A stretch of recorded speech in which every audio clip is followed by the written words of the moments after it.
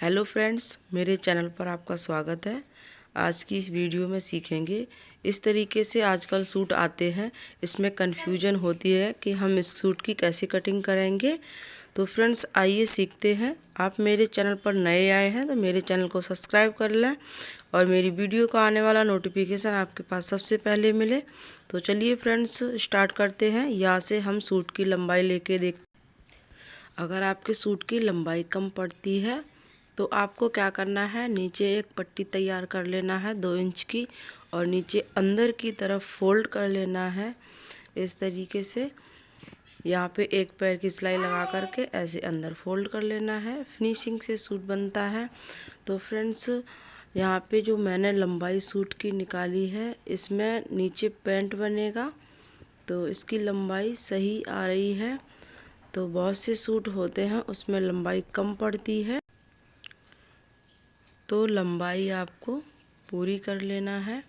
और यहाँ से जो बीच में दिया है इसको हम कटिंग करके अलग कर देते हैं पहले। फिर उसके बाद में ध्यान से देखना होता है कि बैक पार्ट में कैसी डिजाइन दी गई है, उसी हिसाब से बैक पार्ट की भी कटिंग करनी पड़ती है। तो फ्रेंड्स सूट लेने से पहले आपको देख लेना है फ्रंट और पार्ट की डिजाइन कैसी है इसमें। तो ये मैंने देख लिया है और इसको अब हम पलटेंगे बीच में, मतलब इसकी क्रीज जहाँ पे बीच सेंटर पे बन रही है फ्रंट की, उसी हिसाब से बैक पार्ट की भी डिजाइन लानी पड़ती है। तो ये मैंने फ्रंट पार्ट में यहाँ पे जो बटन दी हुई है तो यहाँ पे बीच सेंटर पे आएगी ये, उसी हिसाब से जो डिजाइन नीचे लाइन दी गई हैं ग्रीन कलर में, तो इसको भी हमने एक ही तरफ रखना है। वैसे ही बैक पार्ट में भी एक तरफ ही आएंगी ये। तो फ्रेंड्स इसी तरीके से हमने देख करके दोनों पार्ट को फोल्ड कर लेना है। पहले हमने बीच में पकड़ के सूट कपड़े को लटकाया है, जो बीच की क्रीज बन गई है इसको पकड़ के अच्छे से फोल्ड करके रख लेना है। तो ये हो गया फ्रंट पार्ट। ऐसे ही हमने अब बैक पार्ट को फोल्ड करना है। बैक पार्ट में ये भी देखना है कि बाजू हमने कैसे निकालनी है, तो आपको हिप के अकॉर्डिंग कपड़े को फोल्ड कर लेना है। मान लो मेरा हिप 44 है तो हिप 44 में पहले आपको फोल्ड कर लेना है। एक्स्ट्रा 2 इंच कपड़ा ले लेना है जो साइड में तुरपाई के लिए फोल्ड करते हैं। तो फ्रंट से नीचे जो लाइन दी गई हैं दोनों, इन लाइनों को दोनों को मिला करके अच्छे से रखना है ताकि जो बैक पार्ट की लाइन और फ्रंट पार्ट की लाइन बराबर आ जाएं आपके सूट में। तो नीचे आपको मिला करके उसके बाद में लंबाई का निशान लेना है। तो यहाँ पे मैंने लंबाई का निशान लिया है इस तरीके से। तो फ्रेंड्स अगर मेरी वीडियो आपको अच्छी लगती है तो लाइक करिएगा। तो यहाँ मैंने लंबाई लेने के बाद अब देखना है फ्रेंड्स कि आपको बैक नेक में गला कितना रखना है। तो आपका जितना शोल्डर आ रहा है उसी हिसाब से आपको कम कर देना है। यहाँ पे मान लो मेरा शोल्डर 14 इंच है तो मुझे बैक नेक में गला रखना है 6.5 इंच का। तो यहाँ पर शोल्डर लेना है, मतलब तीरा 6 इंच रख लेना है। तो और आर्म होल लाइन को रखना है 6.5 इंच पर। तो फ्रेंड्स अगर आपको आर्म होल आधा इंच एक्स्ट्रा लेना पड़ती है तो आधा इंच एक्स्ट्रा लेते हैं, और जब हम ब्रेस्ट का निशान का नाप लगाते हैं तो आपकी आर्म होल सही बैठती है। तो इस तरीके से आपको निशान लगा लेना है फ्रेंड्स। उसके बाद में अब मुझे ब्रेस्ट देखना है कि कितना ब्रेस्ट है। जैसे ब्रेस्ट का नाप लिया है मैंने 44, तो हम 44 में 3 इंच एक्स्ट्रा कर देंगे। तो 47 और 47 का हम चौथाई भाग लगाएंगे।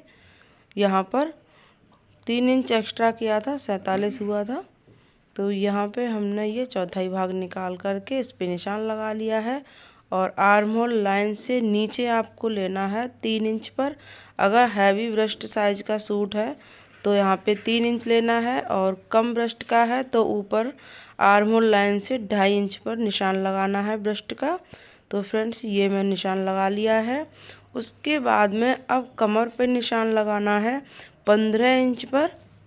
तो ये 15 इंच पर निशान लगाने के बाद अब हिप का निशान लगाएंगे 21 इंच पर। तो ये निशान लगाने के बाद इसी हिसाब से जैसे मैंने ब्रेस्ट का नाप लेकर के उसमें 3 इंच एक्स्ट्रा लिया है, तो टोटल हो गया था 47 का चौथाई भाग लगा लिया था। वैसे ही मुझे कमर पे भी और हिप पर लगाना है।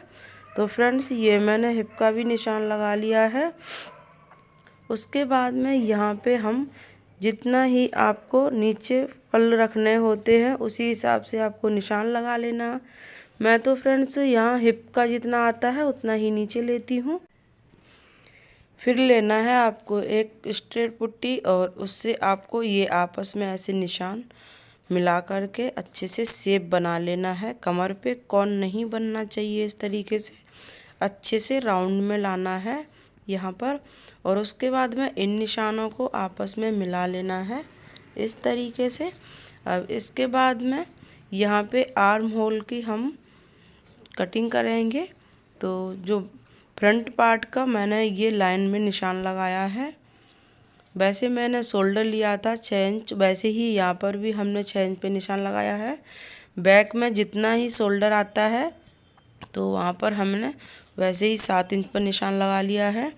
तो इस तरीके से आपस में निशानों को मिला लेंगे और उसके बाद में यहाँ पे हम आर्म होल राउंड का निशान लगाएंगे। और फ्रेंड्स अब हम ऊपर से आधा इंच डाउन करके लेते हैं। अब इसके बाद में यहाँ पे हम इस कुर्ती की कटिंग कर देते हैं। यहाँ पे एक्स्ट्रा लेना है मार्जिन के लिए। उसके बाद में इस सूट की कटिंग कर देना है।